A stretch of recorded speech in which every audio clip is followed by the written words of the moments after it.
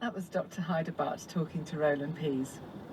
And finally, it's 50 years ago today that British scientists and assorted news hacks cheekily intercepted the very first pictures from the surface of the moon taken by the Soviet robot lander Luna 9.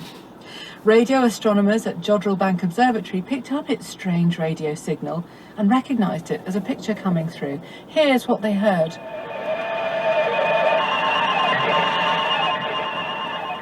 I put it to Manchester University astrophysicist Professor Tim O'Brien that it must have been quite a thrill hearing that signal coming through. Yeah, it's an amazing thing actually, isn't it, to hear that sound, the sound of a radio signal sent from 250,000 miles away. It was a Russian spacecraft called Luna 9. It was the first spacecraft to soft land on the moon. The ones before that had all crashed into the moon. So it started taking photographs and sending them back to Earth.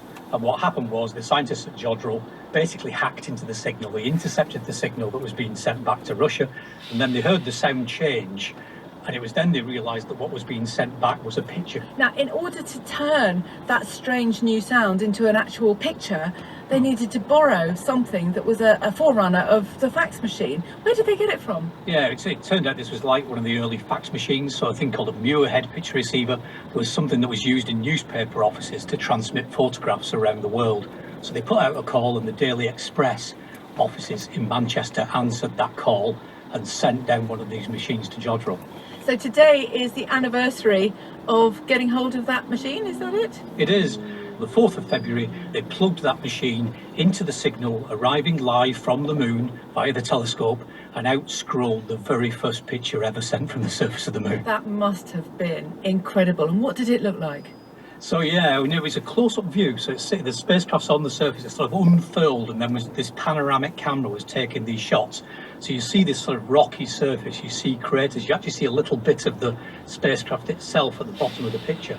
And the key thing they were interested in at the time was whether the surface was hard, was rocky, or whether it was covered in a deep layer of dust. Because of course at the time, the race was on to get people onto the moon, and they didn't know whether when they landed they might sink deeply into dust or not. So the whole debate was, what did it show? Did it show a lava surface, or did it show a dust surface? And it looked very much like a rough, rocky lava surface. Any idea of their reaction? Did they say anything? I think they were incredibly excited, actually. It was, just a remarkable thing to do, and a remarkable way to do it as well, actually. Of course, the press were all over it by this time. It was the corridors at Jodrell were thronged with people from various media organisations, and that led to a little bit of trouble because photographs were taken of these pictures as they were received, and they made it onto the TV news that evening on the 4th of February, and on the 5th of February they were all over the front cover of the Daily Express and other newspapers, which rather annoyed some of the Russian scientists involved. They'd been effectively scooped. There's nothing they could do about it. It was such a big story, they were never going to be able to keep it quiet. And Daily Express captures the moon was the immortal headline the next day. Professor Tim O'Brien bringing us to the end of today's BBC Inside Science. I'm Tracy Logan, and I'll see you next week.